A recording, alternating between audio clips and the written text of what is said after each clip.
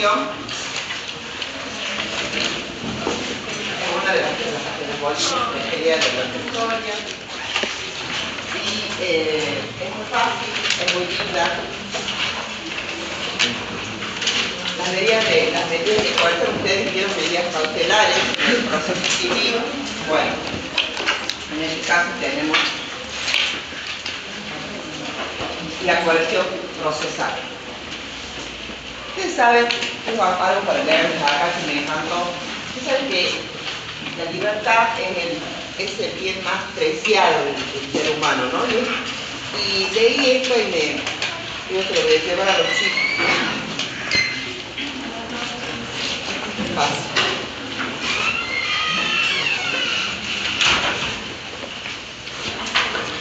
Y dice que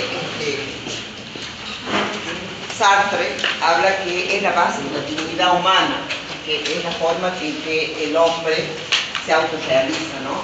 Pero miren lo que dice acá Sartre, dice, en cuanto a la libertad, dice, a pesar de ser el bien más preciado, la libertad también genera angustia. Porque dice, el filósofo decía que el hombre está condenado a ser libre, porque esa libertad conlleva la carga total de la responsabilidad. Elegir implica renunciar a otras opciones, y eso a veces asusta. ¿Qué opinan? Sin embargo, el ser humano ha demostrado a lo largo de la historia que está dispuesto a sacrificar incluso su vida, sus bienes materiales con tal de recuperarla, lo que confirma que la jerarquía de todos los valores, ¿no es cierto?, es lo más preciado. Cervantes decía en el Quijote, la libertad, Sancho, es uno de los más preciosos dones que a los hombres dieron los cielos. Con ella no pueden igualarse los tesoros que encierra la tierra ni el mar encubre. Bueno, estamos un poco filósofos, estamos un poco románticos. Pero ¿por qué quería comenzar? Porque realmente la teoría de coerción es aquello que le quita al hombre lo más preciado, la libertad. Ustedes cuando vamos a dividir el grupo para... ¿Alguien conoce el penal? ¿Alguien entró al penal? ¿Nadie? ¿No? Bueno, yo los voy a llevar al penal para que ustedes puedan recorrer, puedan apreciar. No van a poder entrar a algunos lugares, pero van a poder apreciar lo que es estar en un contexto de encierro y sentir esa sensación de que el tiempo no pasa, que esos muros encierran mucha angustia, mucha desesperanza, porque una persona que va a pasar el resto de su vida ahí, 50 años, es muy traumático, ¿no? Escucharlo o mirarlo desde afuera, a veces uno lo soslaya, ¿no? Porque no le pasa a uno, pero a veces es tan finito la tela que divide el penal de las rutas de nosotros y de ellos, que se hace a veces un poco invisible. Pero si alguno sale de acá y saca el auto y se le cruza a alguien, puede ocurrir una desgracia, puede estar en esas condiciones de ir al penal. Porque hoy los homicidios culposos, donde no hay intención, también son castigados con penas privativas de libertad. Uno no está exento, profesora, ¿no? ¿Cómo? Que uno no está exento. Nadie está exento. Por eso digo. Bueno, hoy los tratados internacionales protegen la libertad. O sea, siempre hacen hincapié el Pacto de San José de Costa Rica, en su artículo 7, el Pacto de los Derechos Civiles y Políticos, en su artículo 9, habla justamente de la libertad. Y sobre todo habla de la arbitrariedad cuando se priva de ella. ¿Sí? cuando se priva de ella. Hoy tenemos un tema dentro de las cautelares. Se dice que las medidas cautelares, ustedes ya han estudiado las medidas cautelares, son en definitiva la especie, y las medidas de coerción son los genéricos. Los caracteres de las medidas cautelares, ustedes ya lo vieron, es la beneficio del derecho adquirido en la demora o en la contracautela. ¿Sí? ¿Recuerdan? Bueno, que eso en el derecho civil se aplica cuando, por ejemplo, en la inhibición de bienes, en un embargo, para asegurar el proceso. Acá, la regla en el Código Procesal Penal es la libertad.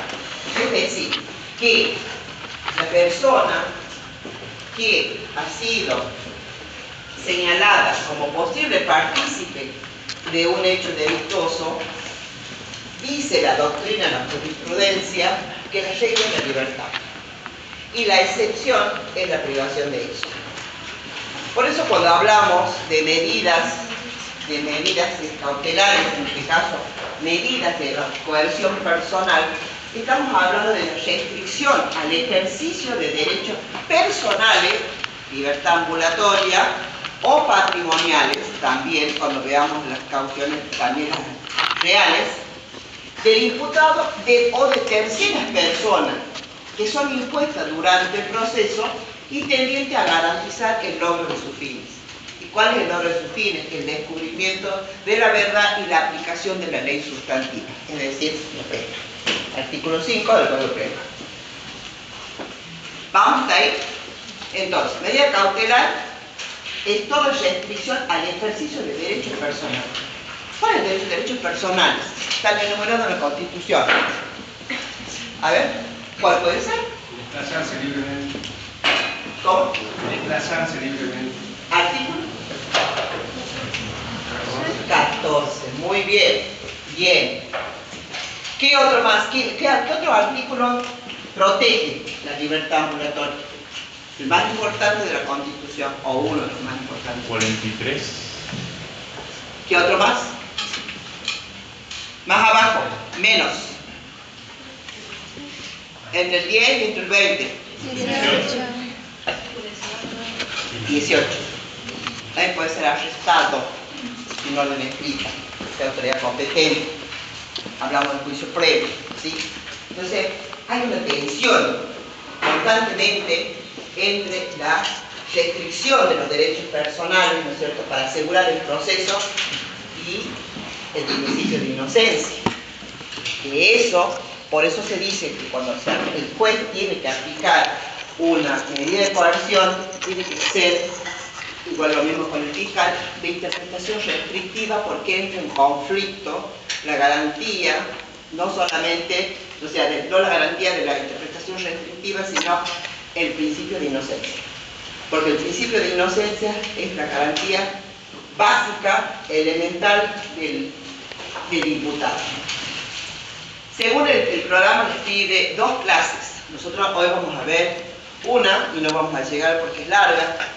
Las clases son las reales, derechos patrimoniales, que lo vamos a ver en la otra clase, y las personales, que son la libertad o la limitación de la libertad ambulatoria, como recién mencionábamos el artículo 14 y el artículo 18, el 43, que por eso les puse ahí que está dentro del marco constitucional, y todos los tratados que van a proteger esa libertad. Bien, el concepto de la coerción personal lo encontramos conforme a la Constitución de los tratados, dice que es la excepción. Siempre ustedes recuerden que es excepcional las coerciones. Es la excepcional restricción o limitación que puede imponerse a su libertad, solo cuando fuera imprescindible, ya vamos a ver por qué, para asegurar que el proceso pueda desenvolverse sin obstáculos hasta su culminación. Que la sentencia con que culmine no sea privada de considerar ninguna prueba ni sufra el falsamiento de alguna por obra del imputado, o que cumpla la pena que se imponga. ¿Qué quiere decir con esto? Que va a ser excepcional y lo que está diciendo ahí es que se impone esa medida a los fines de asegurar los fines del proceso, la averiguación de la verdad y la aplicación de la ley, en este caso. Pero dice cuando fuera imprescindible. Para eso hay muchos presupuestos y lo vamos a ver. Ustedes deben recordar cuando vimos el proceso y yo les hice el diagrama, por así decirlo, de la investigación penal preparatoria, el debate y la etapa eventual, pero sobre todo en la investigación penal preparatoria, ¿cuál es el estado intelectual del juzgador? ¿Cuántos estados intelectuales tiene el juzgador? Tres Sospecha. En la IPP, ¿cuántos hay? Uno. Dos. ¿Cuántos somos de uno o dos? ¿De blanco y negro? Sospecha. Dos. Sospecha y perfecto. Sospecha y probabilidad. Bien. En virtud de eso, cuando se va a imponer, cuando realmente se reúnan esas dos condiciones, la sospecha y la probabilidad. Pero sobre todo cuando haya indicios de que el imputado puede entorpecer el proceso. No sé si ustedes leyeron hace poco, o ayer, antes de ayer, que hay un diputado que dice, el diario, que amenazaba, ¿sí?, a los testigos. Bueno, esa es una forma de entorpecer el proceso. Por eso puede aplicar de alguna manera el fiscal una medida. En este caso no, porque él necesita como legislador un desafuero, es decir, sacarle ese privilegio constitucional que tiene por ser legislador para someterlo al juicio ordinario, a decir, el proceso nuestro. ¿Cuál es la naturaleza de las medidas cautelares? La coerción personal. Son cautelares y no tienen un fin, pero no son penas, no son adelanto de pena, son aseguramientos para los fines del proceso, son medios para asegurar los fines del proceso. En uno de los exámenes se le preguntó cuál es la naturaleza y los alumnos contestaron que son adelantos de pena. No es un adelanto de pena. Sin embargo, cuando la persona queda detenida, sobre todo en el caso de femicidio, ¿sí?, en el caso de penas que superan los 3 años o que son delitos complejos o que van a, de alguna manera, acá hay una jurisprudencia que, siendo estos delitos y que le va culminada la pena en abstracto, le va a corresponder la perpetua, si son 50 años, entonces se pide el control de detención hasta que llega al proceso. Ese tiempo, que vamos a ver en la prisión preventiva, no puede superar los 3 años, ¿sí?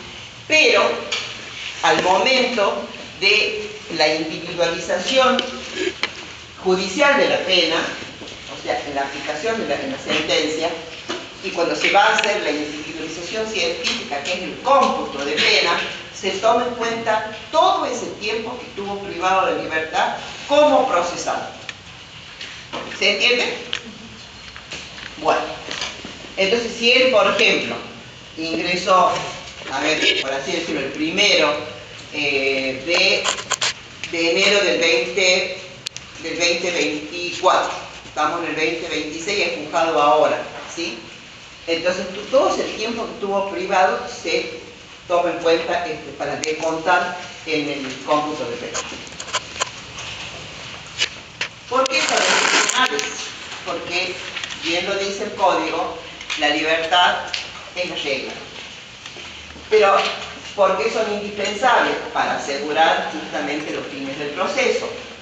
Pero también habla de la proporcionalidad.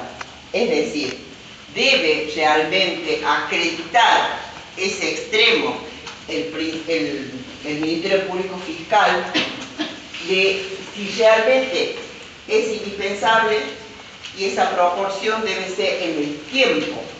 ¿Por qué? Porque son temporales las medidas de coerción, llevan un tiempo.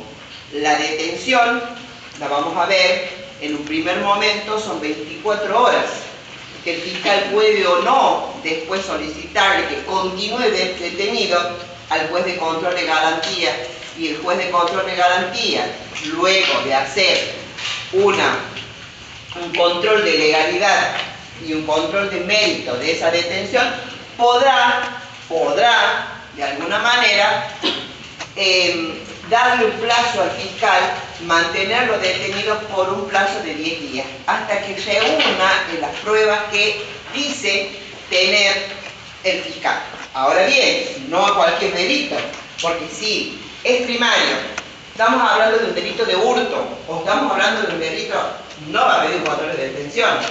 No se olvide que la pena privativa debe ser superior a 3, porque en caso de que le correspondiera una condena, la condena, si no supera los 3, va a ser de ejecución condicional, lo que comúnmente se llama penas en suspenso. Entonces no tiene razón de ser. Y además trabaja, tiene arraigo en Catamarca, siempre ha estado sometido al proceso. Bueno, esas son las cuestiones que se debe tener en cuenta, pero sobre todo porque rige para él el principio de inocencia, que va a chocar justamente con la proporcionalidad, que son los caracteres de la coerción personal. ¿Qué más debe ser? Tiene que haber prueba de culpabilidad. Por eso, en el control de detención que hace el juez de garantía, que ustedes van a ir a ver un control de detención, no solamente es un control de legalidad, cómo fue detenido, sino un control de mérito. Si realmente hay pruebas, sospechas vehementes, indicios de que ha participado, porque si no sería arbitrario. Si ordenó la detención el fiscal sin que realmente haya un mínimo de prueba para poder pedir el control de detención. Son provisorias, tienen un tiempo. El control de detención son 10 días, la prisión preventiva no puede superar, son 2 años, puede ser prorrogado por 1 año más cuando la causa es muy compleja. O sea, tienen un límite temporal, tienen que tener un límite temporal razonable. Aunque yo les comento que a veces cuando a veces se va a la etapa recursiva y la Corte Suprema ya nos revocó sentencias, se transforman en prisión preventiva. Y hay prisión preventiva de 5 o 6 años, pero la Corte se toma su tiempo. Al revocar la sentencia, y si esta sentencia está mal, tiene que pasar a otro tribunal porque es arbitraria, la persona queda con prisión preventiva, queda en ese estado para volver a un juicio. Nos tocó en un caso, ya se los voy a traer la próxima semana para que lo tengan, lo analicen, de una mujer que después de 5 años llega el recurso extraordinario, lo abre la Corte, le revoca a la Cámara 1 y le dice: está mal condenada, ustedes no tuvieron esto. Aparece la perspectiva de género ahí, y esta mujer ya llevaba 5 años cumpliendo condena. Porque ustedes van a ver, y presten atención, porque cuando llegue la policía de recursos, los recursos extraordinarios, hay uno provincial y uno a nivel nacional o federal, recurso federal. Cuando queda firme acá en Catamarca el recurso extraordinario, o sea, la casación, directamente empieza a cumplir condena. Hasta que abre, si lo abre en la Corte Suprema, al recurso federal que puede interponer la persona. ¿Se entiende? Bueno.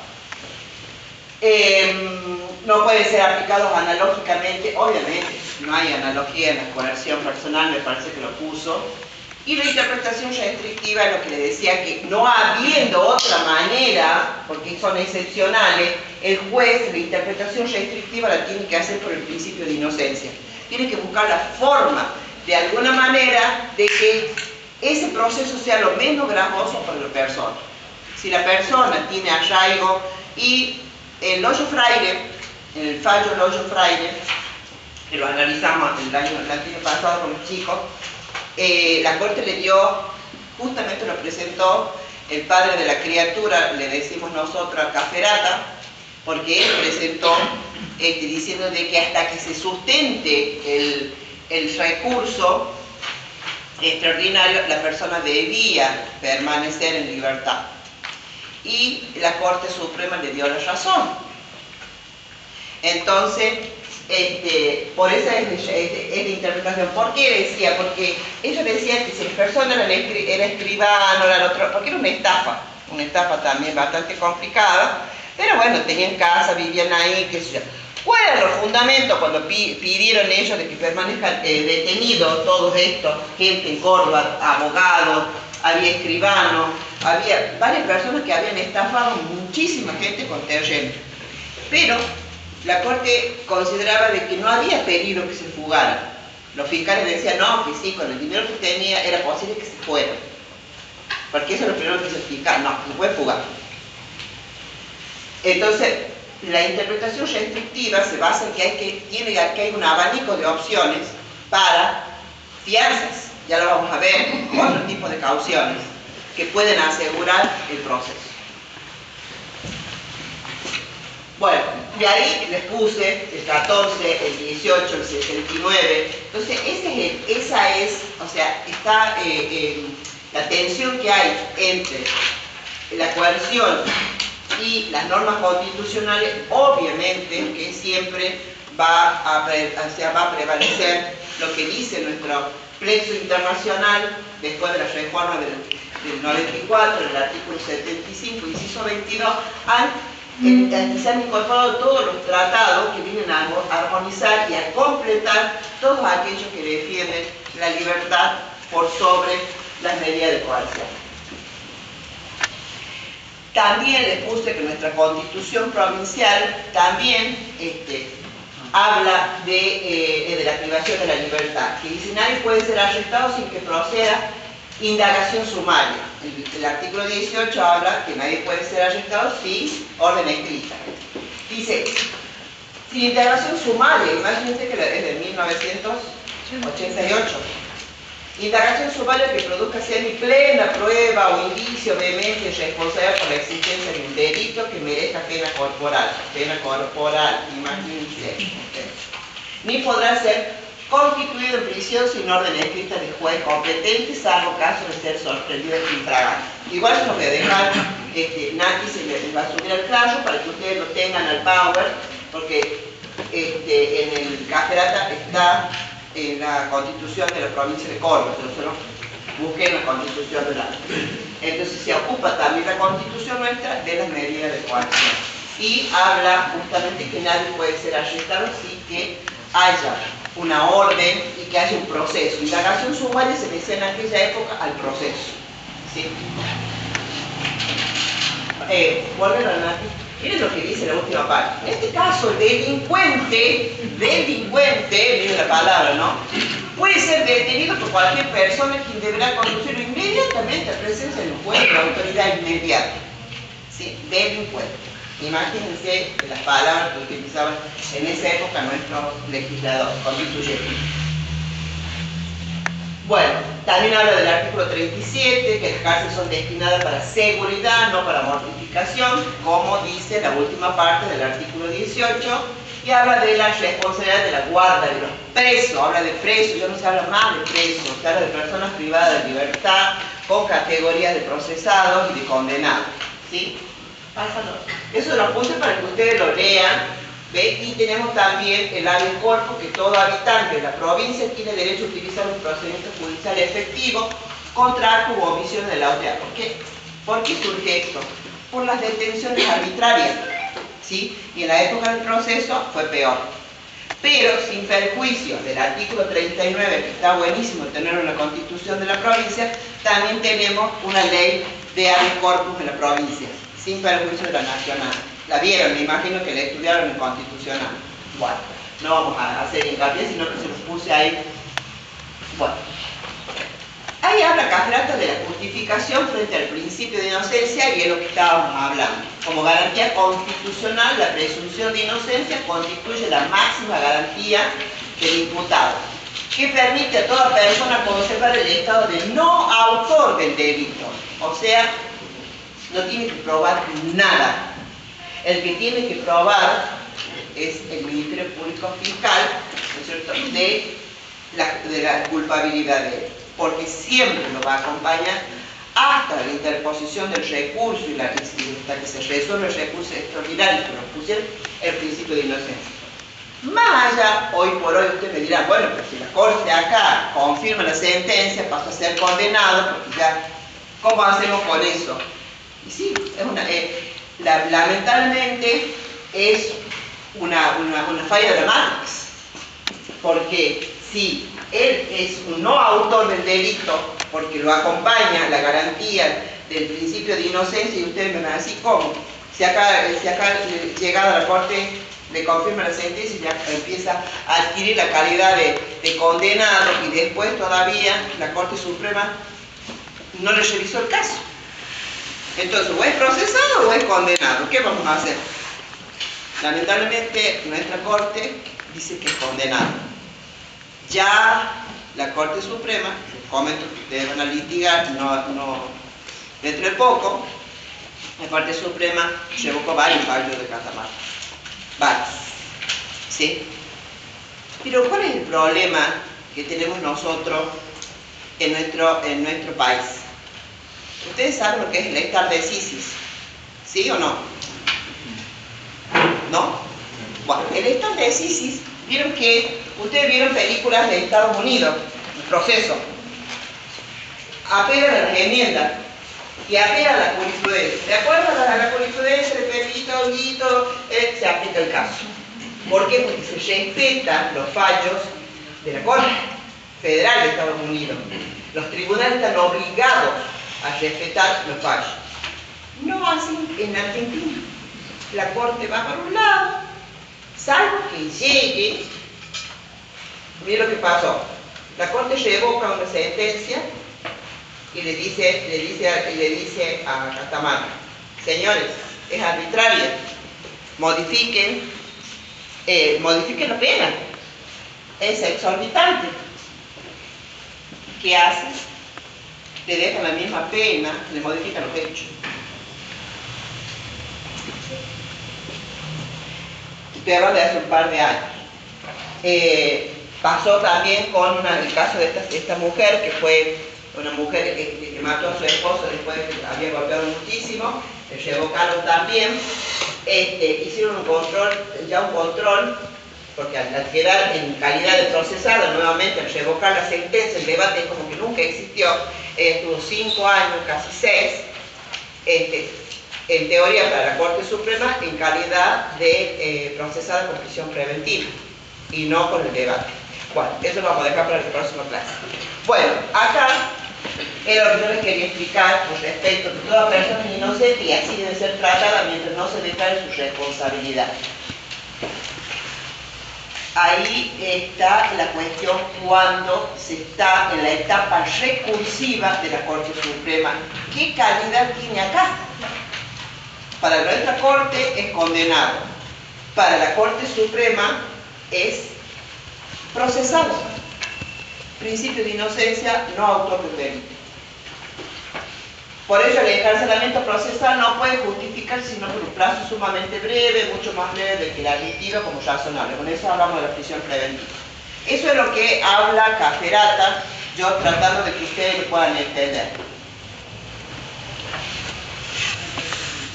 Bueno, acá los controles de justamente esto. ¿Qué significa control?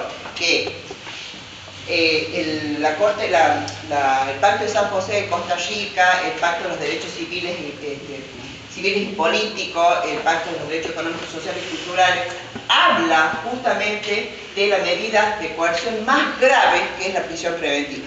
¿Por qué? Porque vamos a ver que las medidas de coerción comienzan desde la citación, que ahí se encuentra amparado por el artículo 14, después viene el arresto, la aprehensión, la detención, y el último, la prisión preventiva, que seguro va a ser tema de parcial, prisión preventiva, por eso lo vamos a ver bien tranquilo en la próxima clase para que no les quede duda.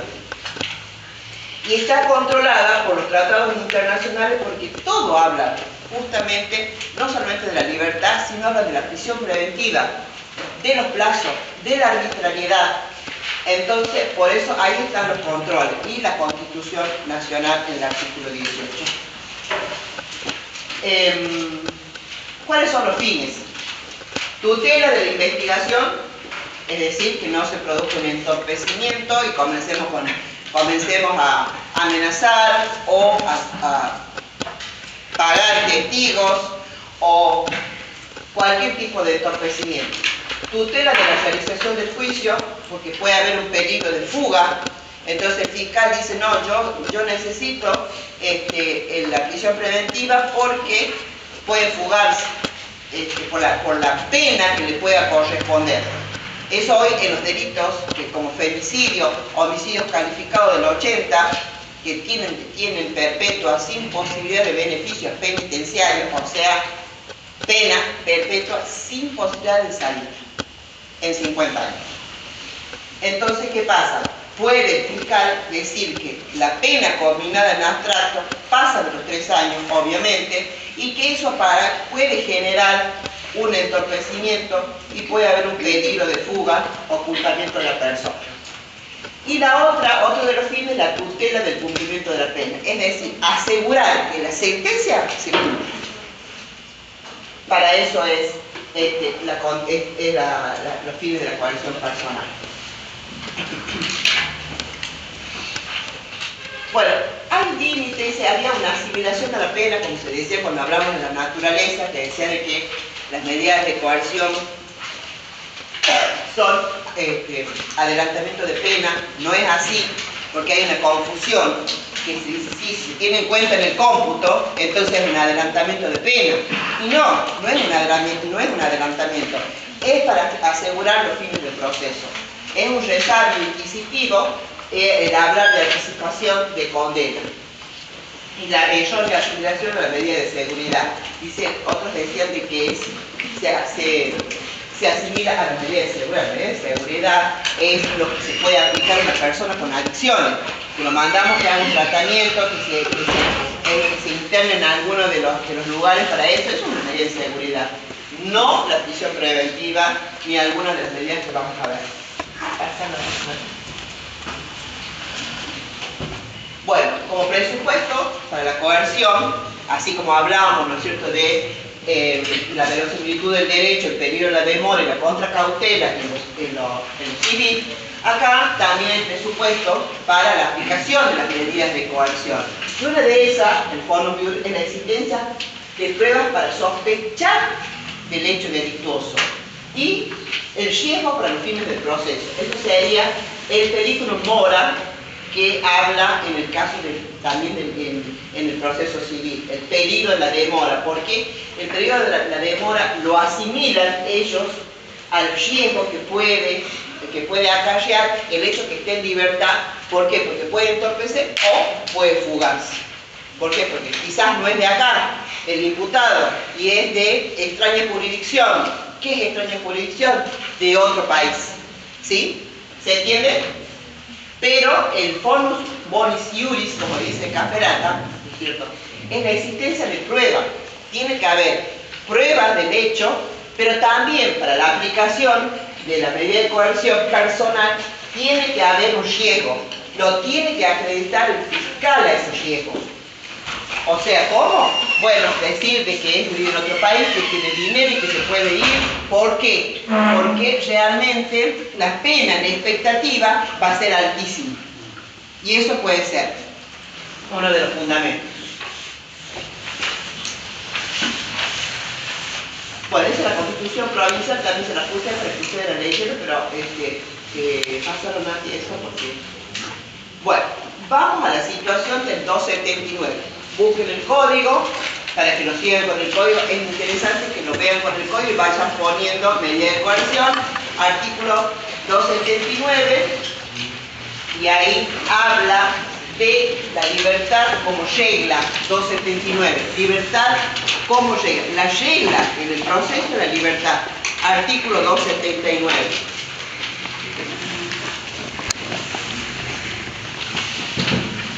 Situación de libertad, dice el código, ¿sí o no?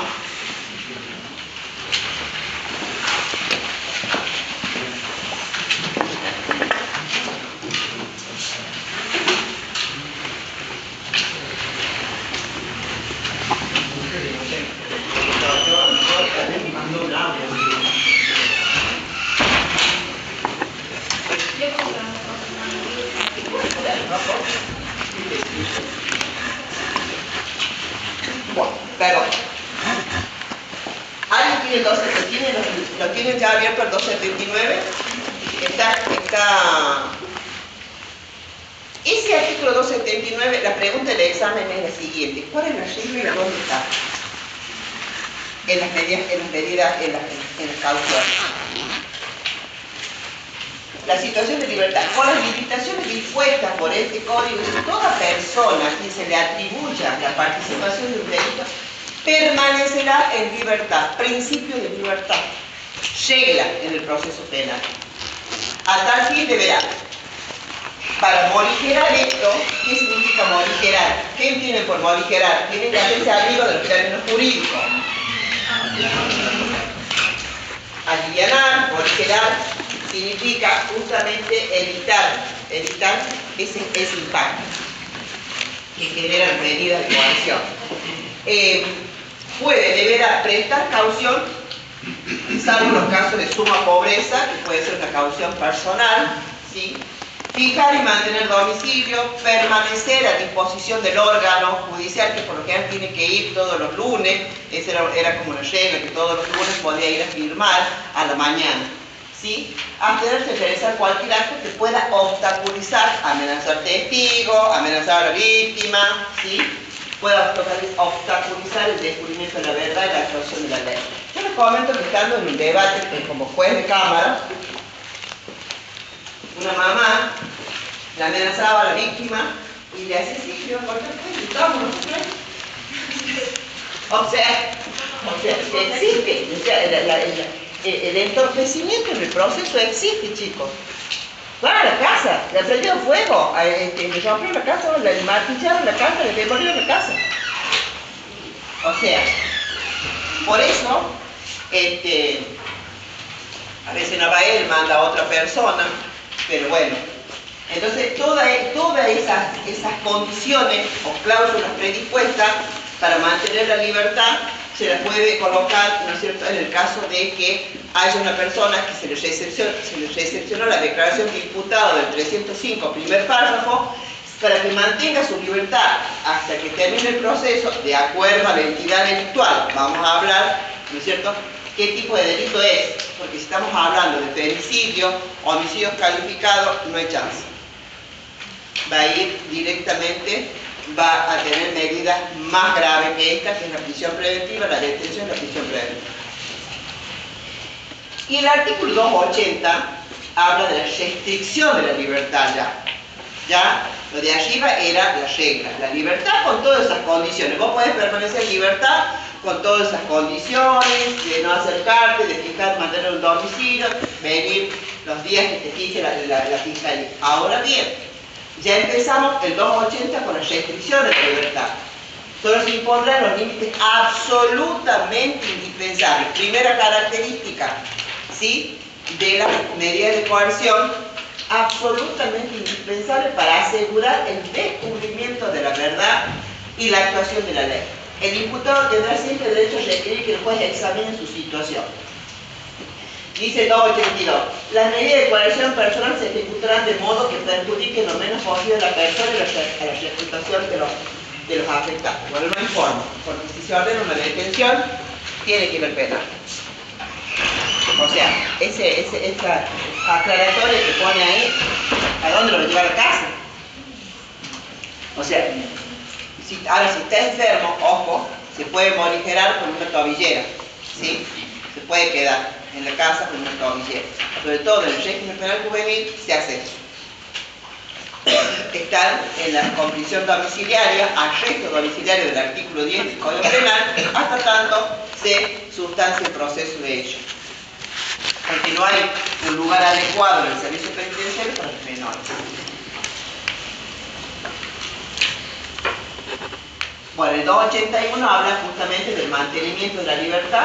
La persona contra la cual se haya iniciado o esté por iniciarse un proceso podrá presentarse ante la autoridad judicial. ¿Alguien sabe de esto? A fin de declarar. O sea, yo me entero, dicen, sí, Alicia Cabanilla aparentemente defraudó en la municipalidad de Paquita.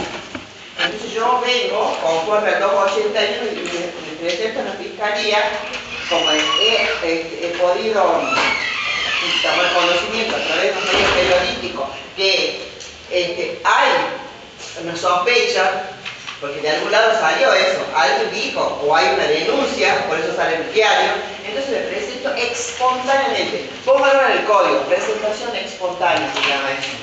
Voy, me presento y me pongo a disposición de la fiscalía, sin perjuicio que puedo quedar detenido. Esta presentación no impide, una vez se presentó uno y yo era fiscal y digo, bueno, usted va a quedar detenido, mi hijo. No, me está buscando por todos lados, porque no era de acá, era de Tucumán. Por eso dice, sin perjuicio de que tenga conocimiento, se presente espontáneamente y se ponga a disposición de la justicia, decía, no, porque ha venido, no puede la fiscalía, dice, esta presentación no impedirá la detención si correspondiera, ¿sí? Porque estamos hablando, ¿qué pasa si hay sospecha de un femicidio y él se presenta?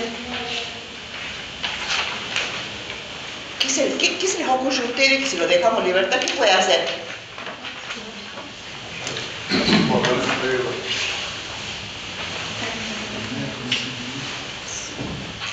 Si hay sospecha, o sea, él toma, sí, porque la mujer vivía con fulanito y todavía no se ordenó la detención porque le faltan pericias y que si no se puede presentar. Pero ¿qué pasa? Tomándola. O sea, la hipotética pena, que se llama conminación en abstracto, de lo que le va a corresponder a la pena perpetua. ¿Y qué puede pasar? Puede entorpecer el proceso. Y el fiscal ordena la detención. Eso se llama presentación espontánea. Lo puede hacer cualquiera. Inclusive ustedes cuando sean abogados, che, no sé qué está diciendo el diario, o escuché por ahí que hay, no sé, me dijo Pepito que en la unidad judicial me han denunciado, por lo que sea. Entonces ustedes como abogados dicen, bueno, vamos a hacer una presentación espontánea. Nos presentamos, queremos saber, que es la única forma también de interiorizarse, ¿no es cierto?, cuál es la acusación. Y por ahí te llaman por los 305 cuartos párrafo a los fines de la informativa, que sin perjuicio se puede transformar después en un primer párrafo. ¿Sí? ¿Se entiende? Levante la mano el que no entienda. Se ve que son todos brillantes. Me encanta, ¿sí? Figura como 282. 282, puede ser que me haya equivocado, puede ser. Claro, lo que pasa es que esto está sobre los pagos de Córdoba, porque esta es la cátedra de Córdoba, y entonces había que cambiar todo y estar mirando y cambiando para que ustedes les quede el material de consulta, se llama esto. A otros solo no les gusta que les deje el pago, no sé si les dejó. Bueno, él dice que ustedes tienen los pagos, vos los van a acostumbrar, porque después tienen los pagos. No, porque yo estoy justamente con el código. Yo les voy comentando y después ellos van marcando. Yo, por ejemplo, ahora les digo, no les pongo presentación espontánea, pero yo les digo, yo les pongo en el código presentación espontánea. No van a decir, ya, doctor, lo he dicho. Bueno, vamos con la primera medida de coerción. La más suave que tenemos, ¿sí? Porque después se van haciendo intensas, como decimos nosotros. Se van haciendo muy intensas. La citación. Todos saben que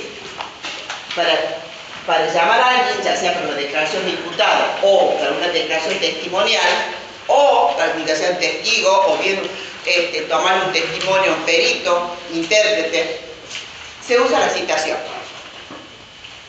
La persona, un citador, llega a la casa y le dice, usted tiene que presentarse tal día por disposición de la Fiscalía número tanto.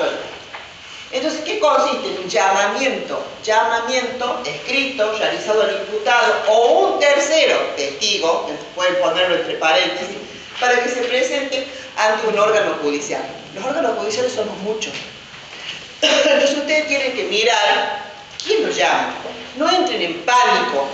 O digan a sus clientes, no entren en pánico y dicen, ¡ay! Me llamaron de la unidad judicial. Y te llaman porque alguien dijo que quizás vos viste algo, que entró alguien en la casa, para eso. Bueno, para que se presente ante el órgano judicial el lugar y fecha determinada, porque ahí ustedes van a ver la citación, ya me olvidé de ponerle una copia, pero ya les decía a Nati que les suba. Y ahí dice, citado por la Fiscalía tanto para el día tanto, bueno, cuando ya dice acompañado de un abogado defensor, ya estamos jodidos. ¿Sí? Ya estamos jodidos. Pero cuando no dice nada, que vayan, y no dice de abogado defensor ni nada, es para un testimonio, nada más.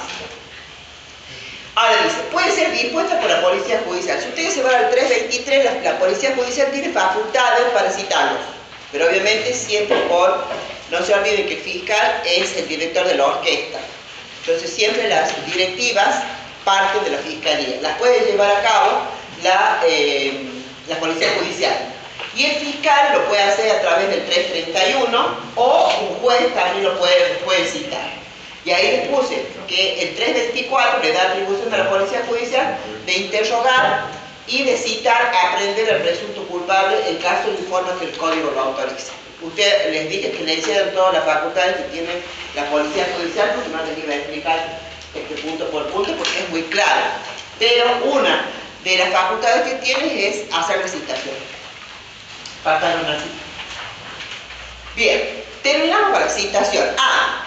La citación, más allá de ser tranqui, leve, menos intensa, la primera de la medida de coerción, también se puede transformar en más intensa.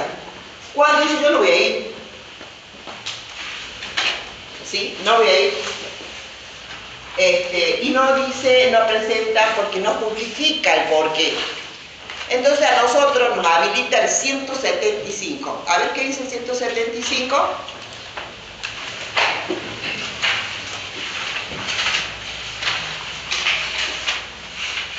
Anoten, vayan anotando para que después...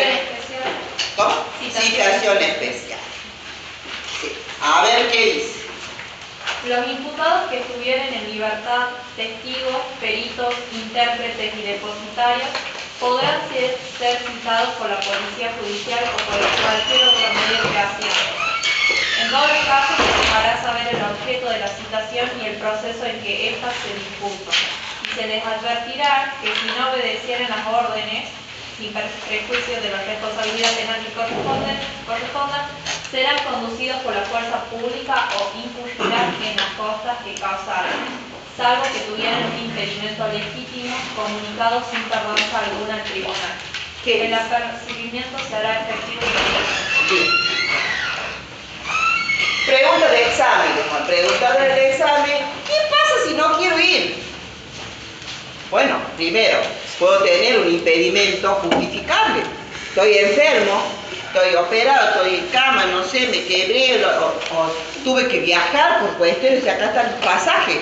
¿Vale? Lleva el pasaje y dice, no, yo tuve que viajar lamentablemente, o va y dice, no, la cita para el lunes, ustedes van a ir el viernes y van a volver el martes, van y se dice, mire, yo no puedo, así que me va a tener que hacer su citación. ¿Qué pasa si yo no aparezco? Me citan, va la policía, me deja la citación y empiezo a aparecer. Después de ver llega el móvil con la policía que me va a decir, acompañe. O sea, vamos. Entonces, traslado por la fuerza. ¿Sí? Esa es la diferencia con las medidas cautelares, las medidas de coerción, donde realmente acá el poder punitivo del Estado para hacer cumplir la restricción de ese derecho está dado justamente por ese poder de poder limitar el movimiento, ¿no? La autonomía de la voluntad de la persona. Ojo con eso. Bien, eso les quería aclarar en cuanto a la citación, más allá de las facultades de citarlo tranquilamente, que vaya, que tienen que justificar su ausencia. Y si no se justifica el segundo párrafo del 175, habilita al fiscal para hacerlos llevar por la fuerza pública. Bueno, vamos subiendo vamos subiendo de intensidad y pasamos a la detención. Profe, ¿Sí? me quedó una duda. Ajá, sí. La justificación dependería del caso. Por ejemplo, yo imagino que si yo soy un testigo y hay 10 testigos más, esa justificación no tendría que ser tanto, digamos. En el sentido, por ejemplo, yo podría decir, quizás tengo un parcial. no puede ir, pero no afectaría mucho porque hay 9 testigos más. Pero si soy el único testigo, no alcanzaría, tendría que ser una justificación mucho más justificada de la redundancia. Si tienen parcial, usted lleva una constancia de la facultad que ese día tienen parcial que no puede faltar. Le tendrán que reprogramar, claro que sea algo muy, pero muy, usted estuvo en un homicidio, o sea, estuvo, no sé, en un hecho muy bueno, pero no tiene nada que ver la cantidad. No tiene nada que ver, las justificaciones, ¿alguien tiene duda con respecto a las justificaciones?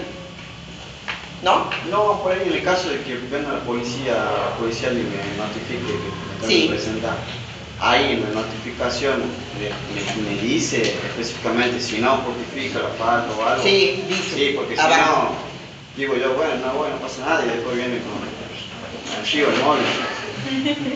Por lo menos decía, antes decía, abajo, decía que el caso va a ser conducido por la fuerza pública. No sé si lo seguirán haciendo ahora, no pregunté porque han cambiado varias cosas. Profe, acá en el artículo 175 cuando dice serán conducidos por la fuerza pública, ya no estamos hablando de citación, sino de detención, ¿puede ser? No, es a los fines de dar cumplimiento con lo que pide, es para tomar un testimonio, pero estás entorpeciendo para no abrirte una causa, por si no es de desobediencia judicial eso. Por más que me lleve, no sería detención. No, es un traslado por la fuerza pública. ¿Sí? Es lo mismo que yo les decía con respecto a que es una carga pública, el tema que hablamos la vez pasada de los jurados. ¿Sí? O sea, no hay forma que uno diga que no, salvo que tenga, no sé, algún interés, que le comprenda a las generales, o que diga, no, mire, yo la verdad que no estoy viendo la cabeza y presento un certificado psiquiátrico más o menos, que la gente hace eso porque no quiere, y ya que te pagan y qué sé yo, la gente no quiere estar 4 días de 12 horas sentado escuchando cosas. Aparte, no es bueno para la salud mental, ¿no? Bueno, vamos grabando y vamos a terminar en detención. Bueno, acá ya es una medida más grave. Acá ya hemos pasado de llamarte amablemente que vayas y vamos a una medida de coerción mucho más intensa. ¿Por qué? Pero también necesita más requisitos para poder el fiscal poder realmente, ¿por qué? Porque es una orden escrita, fundada, que va a emitir el fiscal para ordenar la detención de una persona en la investigación penal preparatoria. Y debe tener, más allá del estado de sospecha, primer estado de sospecha, el segundo la probabilidad y la tercera la certeza. Acá estamos en estado de sospecha. Sin perjuicio de ese estado de sospecha, tiene que reunir ciertos requisitos. Orden escrita y que tiene que estar fundada. No es deténgalo, no. Entonces, es el estado relativamente breve de privación de la libertad, dice Castrata, que se dispone cuando por lo menos existen motivos bastantes para sospechar, dice, que la persona ha participado en la comisión de un delito. Motivos, subrayen bastante para sospechar que ha participado en la comisión de un hecho punible sancionado con pena privativa de libertad. Porque, si te citan por exhibiciones obscenas, ¿qué tipo de sanción tiene la exhibición obscena? Multa. No te puede trasladar por la fuerza pública. Tiene que ser un delito, ¿no es cierto?, que conlleve una pena privativa de libertad, por el cual no procede condena condicional, en el cual, ¿no es cierto?, no va a proceder. ¿Qué pasa si usted dice, hicimos un hecho que no supera los 3 años y lo va a tener que ser por simple citación? ¿Sí? Va a tener que ser por simple citación. ¿Por qué? Porque si es por 3 años, después lo vamos a ver, que le va a corresponder, en caso de condena de ejecución condicional, mal llamada pena en suspenso. Entonces ahí no va a poder ordenar la detención el fiscal. Tiene que superar los 3 años para poder. Chao, vaya bien. O a pesar de su procedencia, o dice también que en el caso de que fuera una pena de 3 años, y si existiera vehementes indicios de que intentará entorpecer su investigación, eludir la acción de la justicia o la ejecución de la pena. Bueno, muy rebuscado eso, pero bueno, tendrá que hacerse hilachas el fiscal para justificar que va a entorpecer con una pena de 3 años el proceso. ¿Dónde está la detención? En el artículo 284 del Código de Procedimiento. Y ahí lo vuelve a decir, hubiera motivo bastante para sospechar que una persona ha participado en la comisión de un hecho punible y se ordenará su detención por decreto fundado. Por decreto fundado. No se olviden de ese por decreto fundado. Tiene que llegar, si alguien llega a detener a sus clientes, demostraron la orden escrita, siempre que concurra la hipótesis del 281, o sea, del 281 es el código, siempre que, o sea, que haya elementos bastantes para sospechar y que no le va a corresponder pena superior en el mínimo de 3 años. Será escrita, contiene los datos personales del imputado, ahí, en esa orden, que sirva para identificarlo, indicará el hecho que se le atribuye y deberá ser notificado en el momento de ejecutarse. Bueno, ahora le dice que le lee los derechos, que tiene derecho a permanecer callado y todo el verso ese. Ahí en el 331 habla que en el ejercicio de su función el fiscal dice podrá citar, privar de la libertad. Acá está Juan Carlos, libertad está mal. Profe, disculpe respecto de los motivos bastantes, o sea, ¿es lo que considera el fiscal o hay alguna serie de requisitos para saber qué es motivos bastantes? Los motivos bastantes varían los criterios, pero tiene que haber, si yo hago una denuncia de abuso, ¿sí? Hay que pasar un protocolo. Si no hay, no hay, por ejemplo, si es un abuso simple, mínimamente yo tengo que presentar testigos, que me tocó, que me hizo esto, que me hizo este otro, ¿sí? O intentó abusar sexualmente con acceso carnal, pero no logró porque justo llegó y qué sé yo. Necesito un testigo. Distinto el caso del acceso carnal, ¿por qué? Porque se hace el hisopado.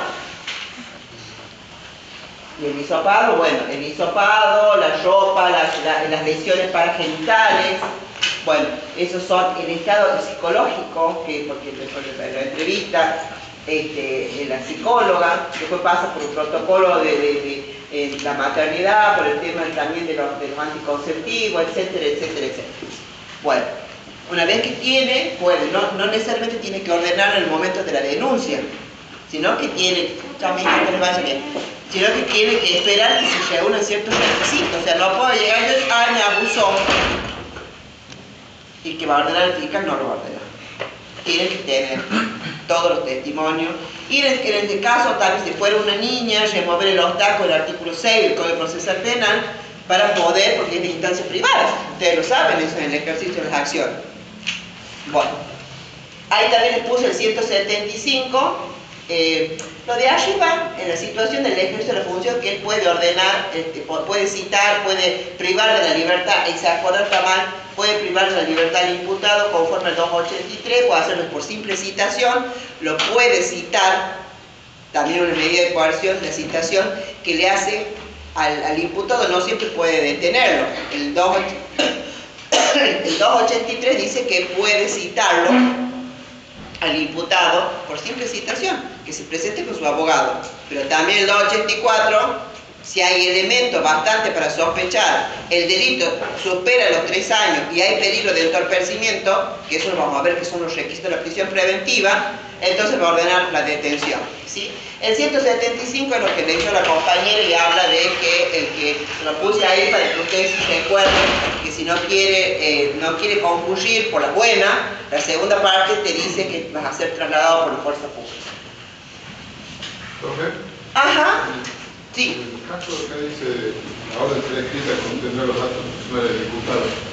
El imputado se podría enterar en ese momento cuando le llega la orden de arresto. Claro, ¿cómo es su nombre? ¿Cómo? Hugo Pavón. Hugo Pavón.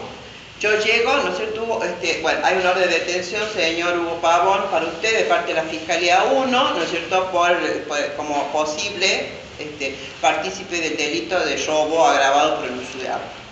¿Sí? deberá acompañarnos y puede designar un abogado de su confianza, si no el Estado le va a proporcionar el abogado de oficio. Sí. Pero tiene que ver usted la cosa, no es que vos vení, vamos, no, que vení, vamos. O sea, ¿no? Porque, che, déjame entrar a tu casa, ¿entrar a qué? ¿Hacer qué? No. O sea, nadie tiene que dejar entrar a casa. ¿Ese del 211, el registro domiciliario? No. Yo estoy en contra de ese artículo. Lo usan mucho, pero no me gusta. Porque el artículo 18 de la Constitución dice que el único que puede, ¿no?, levantar el obstáculo de la propiedad privada es un juez, a través de un allanamiento. Sí, lo escucho. La calidad de diputado, yo tenía entendido que por ahí era solamente, la adquiría cuando tenía el fiscal lo llama, y le hace la entrevista o la toma de declaración. Y en ese momento, bueno, el fiscal, según la prueba que tiene la declaración, le notifica que va a ser imputado. La Corte no, la Corte Interamericana lo dice y la Corte Suprema también. Si yo me entero, dice que hay un proceso abierto y que están sospechando de mí, de que yo tengo un fraude contra la administración pública como intendenta de, no sé, de Pacrín, y hago una presentación con el 280 de presentación espontánea, ahí yo empecé ya como calidad de diputado y ya tengo el principio de inocencia a mi favor. Y todas las garantías, así un paraguas con todas las garantías. ¿Sí? Profesora, disculpe, hay una citación. ¿Se describe el hecho que se le imputa o se lo dan a conocer cuando ya llega ahí no, la presunta carátula sí, es por simple citación. La ley dice que tiene que acompañarnos con el abogado defensor y que si no lo llevara, si no pudiera usted contearlo, le van a poner, dice ahí la citación. Ya a ver si la conseguimos para ponerla acá. Bueno, el 331 son las facultades. Quien dispone la detención es el fiscal, siempre el fiscal. Si la persona se encuentra detenida, la declaración debe tomarse dentro de las 24 horas. Cuando hay detención, dentro de las 24 horas tiene que recibir la declaración del imputado. ¿Qué pasa? Se puede prorrogar esa declaración del imputado. ¿Por qué?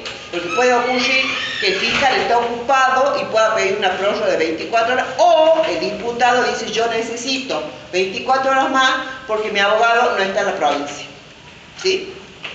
No se olvide que puede ser asistido por dos. Bueno, el juez de control de garantías también dispone en el control de garantías la detención cuando, después que tiene 24 horas a partir de que es detenida la persona, el fiscal, para pedir un control de detención si correspondiera. Porque puede ser que lo detenga, se da cuenta que realmente puede presentar una caución juratoria o real, que ya la vamos a ver en la próxima clase, y lo deja en libertad, le hace un recupero de libertad y le da, ¿no es cierto?, ciertas condiciones que las hemos leído para permanecer en libertad. Puede ser una caución juratoria o puede ser una fianza, ¿sí? Y no ausentarse, no entorpecer el proceso y estar conforme a derecho y al proceso. La incomunicación es otra de las medidas de coerción. Ya no se utilizaba hace mucho tiempo. El federal sí lo utiliza por el tema del narcotráfico. Los incomunica cuando son varios, ¿sí? Cuando hay muchísima comercialización, tráfico de influencias también. Entonces sí ordena la incomunicación.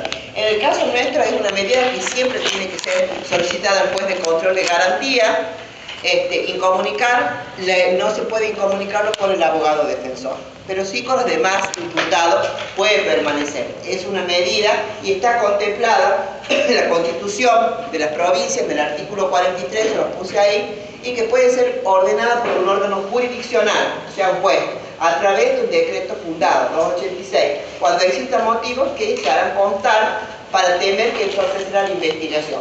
No puede durar más de 48 horas la incomunicación. Y es complementario de la detención y tiene que ser, obviamente, por un delito con pena privativa de libertad. Volvemos a la exhibición obscena, no hay chance que te vayan a incomunicar por una cosa así, es un delito grave. Está en el 43 de la que se los vuelve a poner, en el 43, en el 286, el juez de control de garantía, requerimiento o a pedido del fiscal, podrá decretar la incomunicación del detenido cuando exista motivo que se hará constar que pueda entorpecer la investigación. Y ahí también les puse lo de la Constitución. Bueno, vamos con el arresto. ¿Qué hora es, chicos? Ya terminamos. 2 minutitos y terminamos, sí, así se van a tener que estar cansados. ¿Qué es el arresto? ¿Por qué se arresta una persona? Lo que les comentaba. O sea, cuando acá ocurrió un hecho, se perdió algo, cerramos la puerta. ¿Ya ha pasado la asistencia? Ordena el fiscal el arresto porque no se puede identificar quién es, ¿no es cierto?, el que ha tomado el dinero que falta, ¿sí?, de una mochila que estaba acá.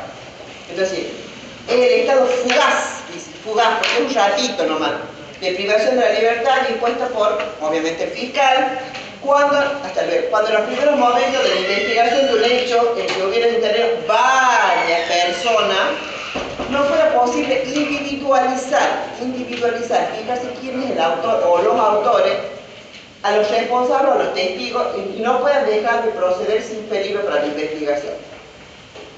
¿Quién lo puede hacer? El fiscal de instrucción y la policía judicial, cuando fuera indispensable, porque acá la única que tiene la facultad de un arresto, o sea, que las personas que... ¿Sabe dónde se da mucho esto? Yo les comenté en el campo, ¿no? Yo en la jugada de pelota, en las tabiadas, que se apuñalan, que sí, que nadie quiere decir quién fue. Entonces, me pasó a mí como fiscal, el día del padre, hay un muerto y veo con él. Y había cafera y no sé qué. Y me dicen, fue envenenado. Ah, no, está muerto, de un infarto. Bueno, había baile, había tabiada y qué sé yo. Era como, no sé, 100 personas. Entonces después me llama a investigación y dice, no, doctora, ¿sabe qué? No le envenenado el tipo. ¿Qué? Le digo, ¿cómo que le envenenado? Sí, no, la verdad le sale espuma y qué sé yo. ¿Qué hacemos? ¿Todo el mundo? Todo el mundo ahí, le digo, ¿a dónde? Me parece un montón, no sé, un corral. Fíjate, un corral, busca un corral que no se mueve nadie ahí. Bueno, hasta que ya estuvimos, ¿no? Desde las 6 de la tarde hasta las 11 de la noche, que estaban todos sentados en el corral ahí adentro. No nos puede traer toda la carga. Estábamos ahí, bueno, yo estaba sentada ahí en el... Alguien tiene que ceder, como dice la película de Nicolás, ¿no? Hasta que la mujer de él, no la mujer, la concubina, decide hablar. Entonces viene el chico de investigación, ya quiere hablar, dice, no hay policía judicial ahí. Dice, la mujer va a hablar, dice la concubina, él estaba mal porque ella le fue infiel con un capataz de no sé qué, y él fue y tomó veneno. Y lo vieron 3 personas que están ahí, dice que también son golondrinas. Así que bueno, dice, volver el autopsia y todo, pero mientras tanto tuvimos hasta las 12 de la noche sentado en el corral todo. O sea, no nos íbamos a mover, de que no saque alguien tenía que contar. O sea, el tipo no se tomó. No, y él había tomado lo vieron cuando él fue, sacó veneno, esos venenos que hay todas las ratas, no sé qué, había tomado, el estómago lo tenía destruido. Así que les doy el ejemplo para que ustedes se ubiquen cuando hay arresto. ¿Sí? Acá puede ocurrir en una pelea de un partido de fútbol. ¿Sí? Bueno, ese es el arresto. Pasaron a... Profe, pero solo la policía judicial, o sea, la policía común, digamos. Policía judicial acá hay la primera circunscripción. En las otras 5 no hay. O sea, yo me refiero a... Claro, no, por ahí, por ejemplo, a veces a mí me ha pasado muchas veces o amigos que salen en moto o van caminando y viene el móvil y tienen documentos que se no vuelven hasta el otro día. Averiguación de actividades, a ver, sí, con el código contravencional y eso. Pero acá hay un error porque dice hasta 24 horas, pero no es 24 horas, sino que son abusos y arbitrarios. Porque nadie te puede detener, porque si vos decís yo vivo acá en la esquina, voy a buscar documentos, no, igual, vamos adentro. Hacen eso.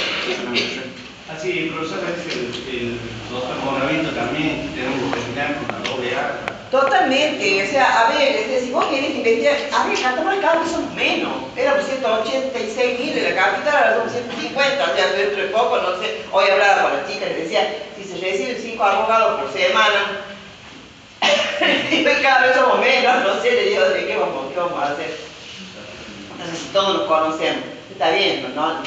Conocer, pero si usted dice, no, yo vivo acá, yo vivo allá, voy a buscarlo, o darle para llamar, no me van a llamar. Y te tienen 24 horas cuando dice, el código dice, hasta. Pero ¿cuándo? Cuando hay sospecha, si vos sos de acá, o sea, ¿para qué te tienen? Aparte nadie anda con el documento encima, yo no lo tengo, ya ahora tenemos mi Argentina, no sé qué, también se te señal y toda la historia esa, pero es abuso el tema. Eso es abuso, porque no pueden tener.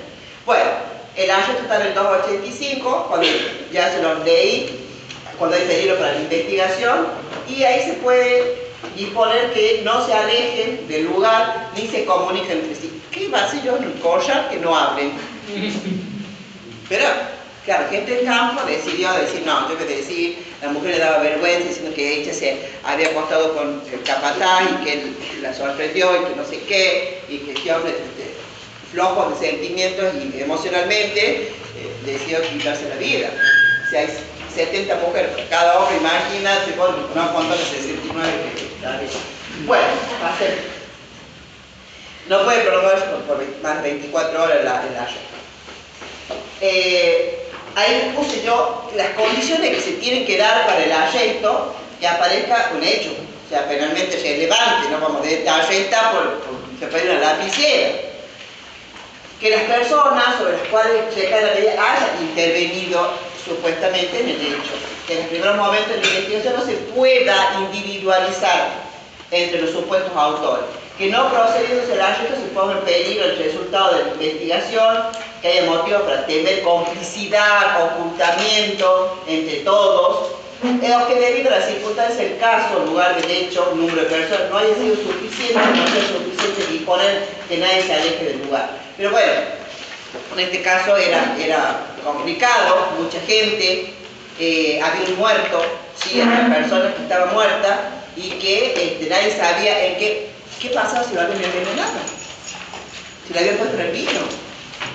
Entonces, porque una cosa es que tengamos testigos que lo vieron tomar, sacar de arriba del techo algo y tomar, pero nadie se imaginó que se estaba envenenando. Porque esto es lo que dijeron los testigos, nunca nos imaginó que se iba a envenenar. Teníamos 3 testigos, más el testimonio de la concubina y la autopsia. O sea, ahora, pensar que alguien lo mataron, no había signos de violencia en la persona de él, ¿sí? Bueno, ahí puse yo cuál fue. Bueno, vamos a terminar con la aprehensión pública privada. ¿Qué es la aprehensión? Esto se relaciona mucho con la fragancia, ¿sí? Están viendo que está trepando, está sacando la rueda de la camioneta, y ustedes lo arrestan y le dicen, che, llama a un policía. Aprehensión privada, ¿sí? Ustedes quedan asimilados a las fuerzas de seguridad. Y la pública, la aprehensión pública es cuando lo hace, ¿no es cierto?, el personal policial que anda haciendo ronda y lo sorprende, ¿sí?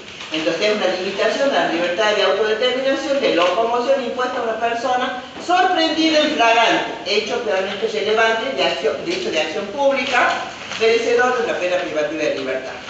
Bueno, usted va a decir, ajá, pregunta, qué pica. ¿Y qué pasa si está sacando ese pantalón, el calzoncillo en el parque? ¿Qué hacemos? Me dice usted, o sea, porque usted me está diciendo que tiene derecho de acción pública, pero con pena privativa de libertad, y tiene multa en la exhibición de opción. ¿Qué va a hacer? Va a llamar a la policía, ¿no es cierto? Y si ustedes vienen a la policía y lo va a querer meter preso, porque no se acuerda de esto. Tienen el otro arresto contravencional ellos, entonces lo van a llevar por contravención y va a pagar una multa. ¿Sí? Y Tito que esté trepando, me pasó a las 10 de la mañana, está intentando, dice, entrar a una casa, intentando entrar a una casa, 10 de la mañana. ¿Qué nos hace pensar que una persona puede intentar entrar a las 10 de la mañana a robar? Piense, don Pablo. Capaz que se olvidó la llave de la casa. Me engaño. Estaba drogado. No dimensionaba la capacidad cognitiva de él, estaba totalmente bloqueada, deteriorada. ¿Por qué? Porque era adicto, o sea, con consumo problemático desde pequeño. Entonces ya no hacía sinapsis su cerebro, entonces él trepaba y a él no le importaba que la gente estaba barriendo. Él seguía trepando para entrar a robar algo para conseguir para consumir. Cuando yo lo detengo, lo llevo y digo, ¿cómo es tu nombre? No me acuerdo.